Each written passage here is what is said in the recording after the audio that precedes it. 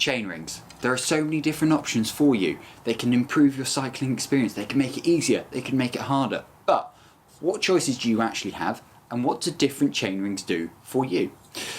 Well, chainrings are the part of the bike that your chain wraps around, and as you turn your pedals, so the teeth engage with the chain, forcing the chain round, which spin your rear wheel, making you move forwards. So these are really important in actually making you go forward. But different bikes have different chainrings, and different chainrings do different things. So you'll see in my hands I've just got two, and I've got more next to me to show further examples. Now, this is what's called a compact chainring, and this is what has 50 teeth around the outside. Now, this is generally found on endurance bikes or sort of the cheaper end beginners bikes, but that doesn't necessarily mean it's for less experienced cyclists. And as hopefully I'll explain, this is a good choice for whatever level of cyclist you are. Now, a 50 tooth chainring is quite a small gear, which means actually it's really easy for you to keep spinning your legs nice and quickly, so there's no pain in your knees or your hips, and there's no grinding sensation when you feel you just don't have enough gears. Because actually this is quite a nice small one, it means you can keep going quickly over almost any terrain. So if you live somewhere really hilly, actually having a 50 tooth chainring makes a lot of sense, because it means you can stay in that big chainring, and actually you're not going to get into a position where the gear is so hard that you can't possibly turn your pedals. So that's a really good option and one to think about. But because it's easier to spin, it does mean the top speed that you can get to on this chainring is slightly limited. So if you were, say, spinning at 90 revolutions per minute, and you had your chain on the 50 tooth and in the 11 tooth, so the hardest gear in your cassette on your rear wheel, you would be travelling at 51.87 kilometers per hour. Whereas here I have a 52 tooth chainring, which is called a semi-compact, so a step up. So we've gone from a 50 to a 52 tooth. Now, for that same scenario where we're in a 90 revolutions per minute, and you're in the 11 tooth, those the hardest gear at the back, you would be travelling at 53.92 kilometers per hour. And then we go up one more time to a 53, and again that's more of a sort of a standard chainring size, or a traditional size. A 53, it's a racing gear, it's what you see top races on the television using. Again, for that, spinning at 90 RPM and in the hardest gear at your back, in that 11 tooth, you'd be going at 54.95 kilometers an hour. So there's a difference between being just under 52 kilometers an hour for the 50 tooth, all the way up to nearly 55 kilometers per hour, which is quite substantial. And I'll put a table just up here showing exactly what those times are. So that's something to think about. Actually, if you live in quite a fast and flat area, then maybe having a slightly larger chainring makes a little bit more sense, because it means you can spin a little bit more freely, and there's less chance of you not being able to keep up with the gear, or as there's a phrase called spinning out, which is when you're spinning your legs so quickly, but there's no sort of torque that you're putting through the pedals and actually making the bike go further forward.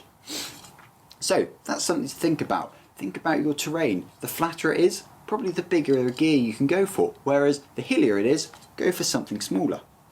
Now you may notice as I'm holding this one here, the chainrings don't necessarily have to be round. And I've got two examples. I've got one from Absolute Black here, and the other from Rotor. Both of these are oval chainrings, or known as isometric chainrings. There is a third brand that famously make these, which are called isometric, and they've led Chris Froome and Bradley Wiggins to multiple Grand Tour successes. Now the point of these oval chainrings is it's meant to improve your pedalling efficiency. So if you think about your pedal stroke, as you push down, that's your strongest point of the pedal stroke, and then when your foot gets to 6 o'clock, actually you're neither pushing or pulling. So there's a brief moment in your pedal stroke where actually you're not doing a huge amount. The point of an oval chainring is that it makes that point at the bottom as short as possible. So you're pushing down for as long as possible, and then you're very quickly back into pushing and pulling. Now this does have a slightly different sensation in your feet when you're actually pedaling, and it does take a little while to get used to, but it's a sensation I really like, and I find that it's really improved my pedaling efficiency and just how smooth I feel on the bike. But there are some considerations that you should think about. When setting up your bike, your front derailleur fits just neatly above the top tooth.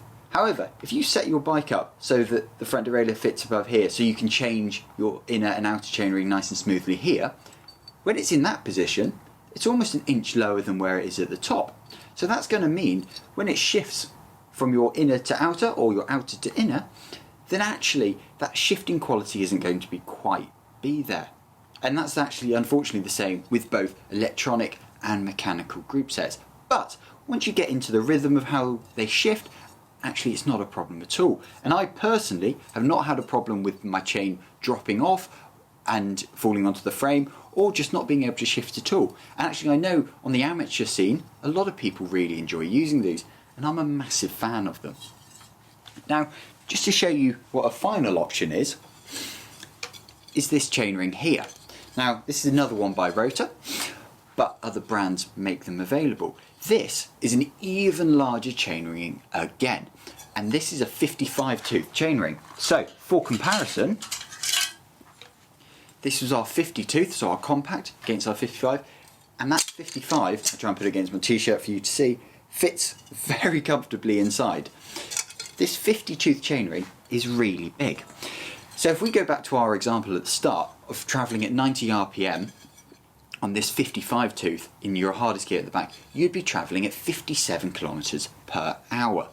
Now that is obscenely fast and unlikely that most people would be travelling at that. But this is to help improve what's called your chain line efficiency, which is a totally different video I'll do at some other point. But what hopefully this shows is actually chainrings can go huge, and these will go even bigger. They can get up to a 62, even a 70 at the very top end. So you might have seen someone like Filippo Ganna on TV riding, who's the current world time trial champion. Quite often you'll see him with a big 62 tooth chainring, which is just absolutely ginormous. So what this shows is actually you can get a chainring to fit whatever type of cycling you're doing. If you're living somewhere pan flat, then maybe something slightly larger like this is more efficient for you and will mean every single bit of power that you put into your pedals, you go that bit further. Or you live somewhere really hilly and you need something smaller so that you can keep pedaling up all the different types of gradients you have. One final thing to touch on, chainrings all have a different number of bolts that they attach onto your bikes to. So they attach onto the cranks differently, so different brands have different fittings. These are Shimano ones, and Shimano have made famous the 4-bolt pattern. So there's 1, 2, 3, 4, and that's how they fit onto the bikes. Whereas other brands use different sort of methods. Also, the distance between the 2 bolts may be different between different brands, and that's called your bolt circle diameter, or your BCD. You may see it online. So if you are thinking about upgrading your chain rings, or just changing them to a different size because something in this video has made you think about that, then make sure you're buying the brand that works for you. Now make sure, if you found this useful, to subscribe to the channel, because there's going to be another video about how to add these chain rings onto your crank and how that works on your bicycle. So if you want to stay up to date with all of that and how to do that, make sure you subscribe, or head over to the Bike Catalogue and look at all the other bikes that are available online at the moment that you can purchase, and see how different gearing works for different bikes and whether or not that makes a difference when you're purchasing your next bike.